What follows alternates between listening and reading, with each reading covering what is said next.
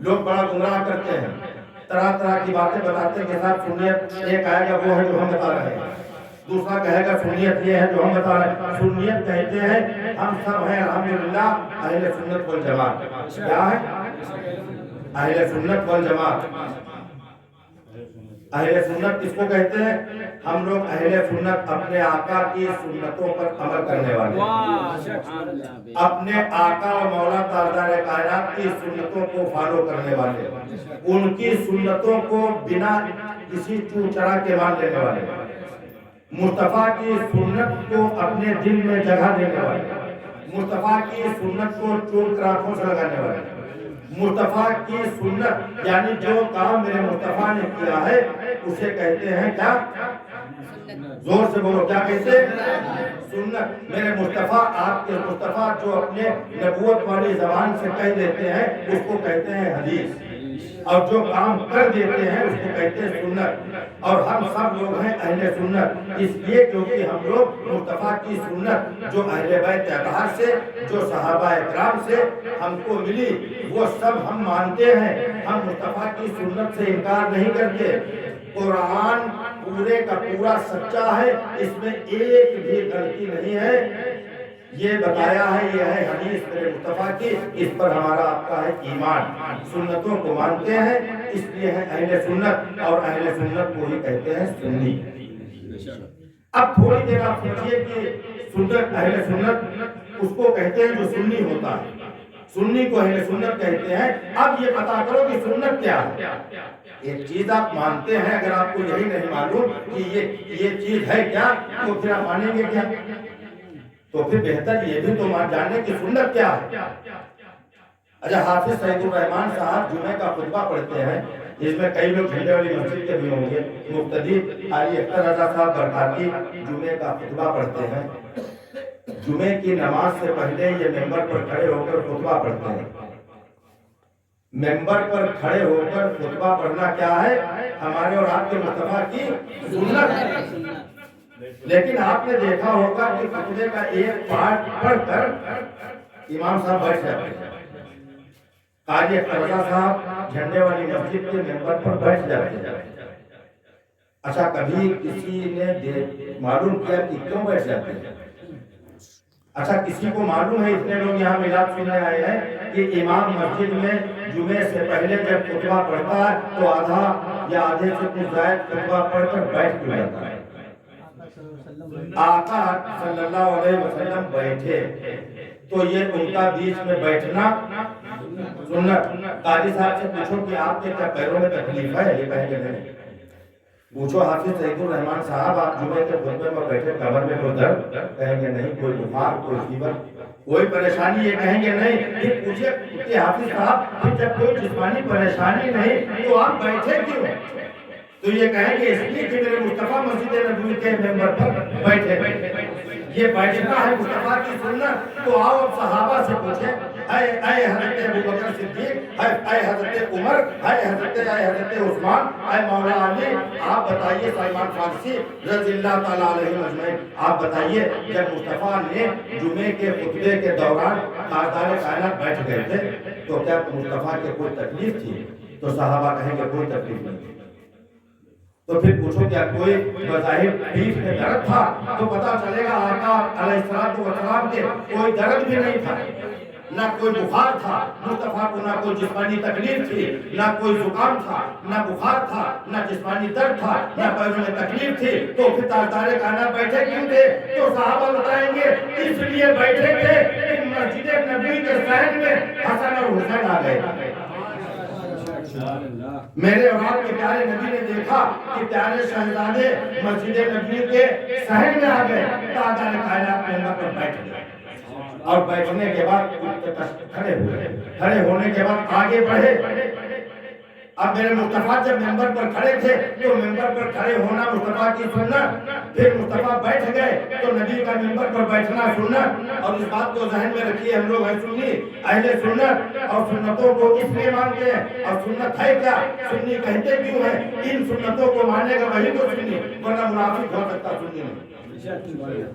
مصطفیٰ بیٹھے، ان کا بیٹھنا سنت۔ حسن حسین کے لیے آگے بڑھے، ممبر سے نیچے اتر گئے، خطبہ کو چھوڑ دیا، مصطفیٰ نیچے اتر گئے، ان کا خطبہ چھوڑ کر نیچے اترنا سنت، جا کر اپنے پیارے نواسوں کو، اپنے شہزادوں کو، حسن کو دائیں ہاتھ میں لیا، حسین کو بائیں ہاتھ میں لیا، گود میں اٹھایا، حسن حسین کا گود میں اٹھانا سنت، محبت شفقت کے ساتھ چھوم کر ان کو ممبر کے پاس لائے اور خود ممبر پر بیٹھ گئے اور اپنی آغوش مبارک میں اپنے شہزادوں کو بیٹھا لیا۔ تو حسن حسین سے اتنی محبت کرنا یہ نبی کی سنت۔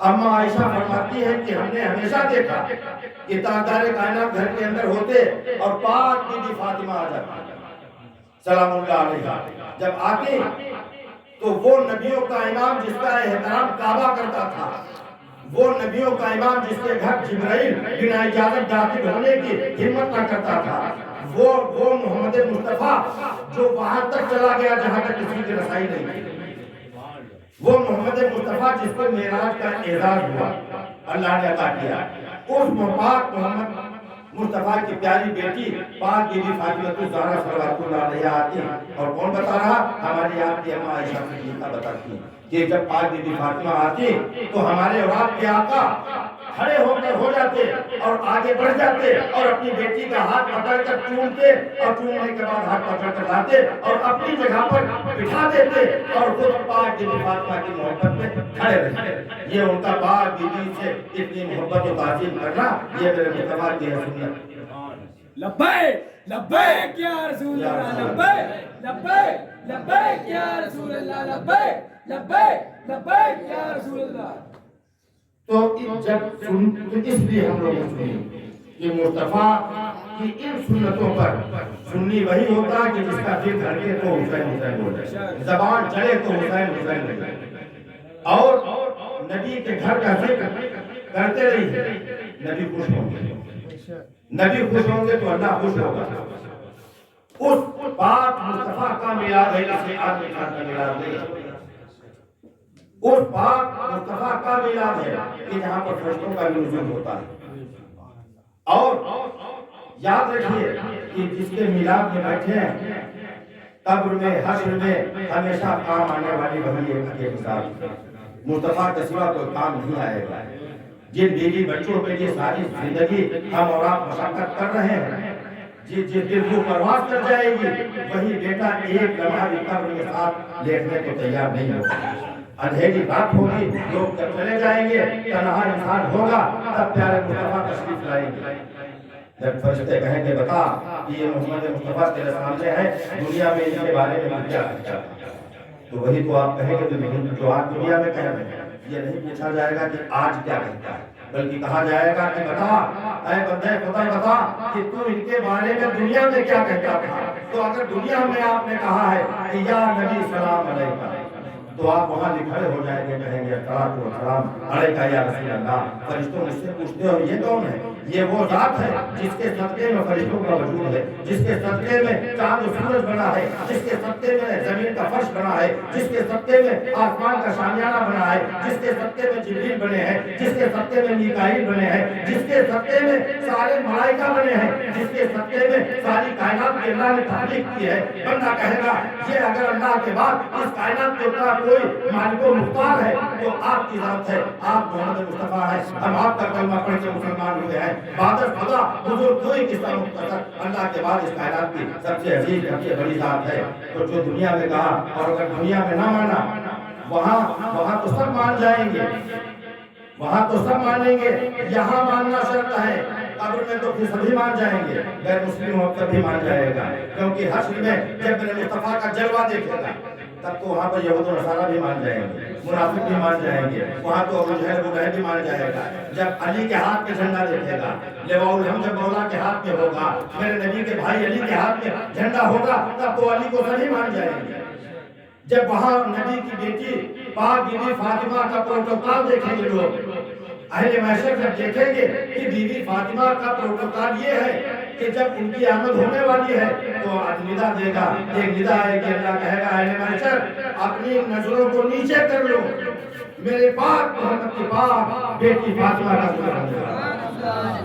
اب اہل محشر میں خالی ہم آپ نہیں ہوں گے، 1,24,000 نبی بھی ہوں گے، سب پر یہ حکم اللہ کا لاگو ہوگا انبیاء و مرسلین بھی اپنی نگاہوں کو نیچے کریں گے، آدم سے لے کر عیسیٰ تک اپنی نظروں کو نیچا کریں گے. پھر اللہ کہے گا کہ اے اہل محشر اپنی گردنوں کو نیچے کر لو کہ پاک بی بی فاطمہ کا ذکر ہونے والا. یہ ہوگا پاک بی بی کا پروٹوکول. کون ہے؟ یہ میرے نبی کی اولاد ہے. اللہ کی قسم محمد مصطفیٰ کے جیسا کوئی دوسرا انسان دنیا میں نہیں، اور اللہ کی قسم میرے مصطفیٰ کی اولاد سے بہتر اس روئے زمین پر کسی کی اولاد نہیں. یہ وہاں پر جب لوگ دیکھیں گے تب پاک بی بی کا گزر ہوگا 70,000 حوروں کے چھوٹے میں، تو وہاں تو سبھی دیکھیں گے، تب تو سبھی مان جائیں گے، وہاں علی کو سبھی مان جائیں گے. وہاں تو مصطفیٰ حوض کوثر کو کھڑے ہو کر جب ہم جیسے گنہگاروں کو انشاءاللہ جام کوثر پلائیں گے تب تو وہاں سبھی مان جائیں گے یہ ساتھ کوثر. لیکن وہاں ماننا کام نہیں ہے کہ یہاں مانو. یہاں مانو کہ میلاد میں مصطفیٰ حاضر ہے، میلاد میں مصطفیٰ حاضر ہے، مصطفیٰ کو علم کا غیب ہے. یہاں مانو کہ وہ کائنات کے مالک و مختار ہیں. یہاں مانو کہ میرے مصطفیٰ کو پڑھے لکھے اتنا تھے کہ جتنا کوئی دوسرا پڑھا لکھا نہیں. کسی کو اللہ نے اتنا علم عطا نہیں کیا. اللہ کا عطائی اتنا علم ہے جتنا کسی کو کسی کے پاس نہیں. اور محبت کے ساتھ مانو. خالی دیکھنے سے یا خالی ماننے سے کام نہیں چلتا. دیکھا تو مجھے نے بھی کیا. اگر خالی دیکھنے سے کام چل جاتا تو پھر چاند کے 2 ٹکڑے ہوتا ہوا دیکھ کر کوئی مکے کی دھرتی پر ابو جہل نہیں رہتا. کڑکڑیوں سے کلمہ سن کر کوئی ابو جہل نہیں ہوتا. کوئی سورج پلٹاتا ہوا دیکھ کر مصطفیٰ کا کوئی منکر نہ ہوتا، کوئی ابو لہب نہ ہوتا. لیکن اگر محبت سے دیکھا، صحابہ کرام جو وفادار تھے انہوں نے نبی کو محبت سے دیکھا اور تب کلمہ پڑھا. تو آج ان کو مانو. کل قیامت میں اگر تم نے مان لیا اور یہاں نہ مانا تو وہ ماننا اللہ تبارک تعالیٰ منہ پر مار دے گا. تمہاری نمازیں منہ پر مار دی جائے گی، روزے نہیں مانے جائیں گے. اسی لیے تو اعلیٰ حضرت نے کہا آج لے ان کی پناہ، آج لے ان کی پناہ، آج مدد مانگ ان سے. پھر نہ مانیں گے قیامت میں اگر مان گیا. قیامت میں سبھی مان جائیں گے. اس لیے یہاں پر بغیر ایک بٹ کے مانو، بغیر چوک چرا کے مانو. جو کہے کہ میرے مصطفیٰ سب سے بڑے کہہ دو بے شک صدق. جو کچھ کہا جائے کہ اللہ کے بعد سب سے اعلیٰ میرے نبی، کہہ دو بے شک میرے نبی کی وہ ذات ہے کہ ہم میلاد پڑھتے ہیں میرے مصطفیٰ حاضر ہوتے ہیں، میرے مصطفیٰ دیکھتے ہیں. اور جب ہم درود بھیجتے ہیں تو مصطفیٰ فرماتے میرا ایک نبی جب اس پر درود و سلام بھیجتا ہے تو میں اس کو اس کی ولیت اور اس کے پورے قبیلے کے ساتھ جان بھی جاتا ہوں، پہچان بھی جاتا ہوں. اللہ تبارک تعالیٰ سے دعا ہے اللہ تبارک تعالیٰ ہمیں اور آپ کو کہیں نہ کہیں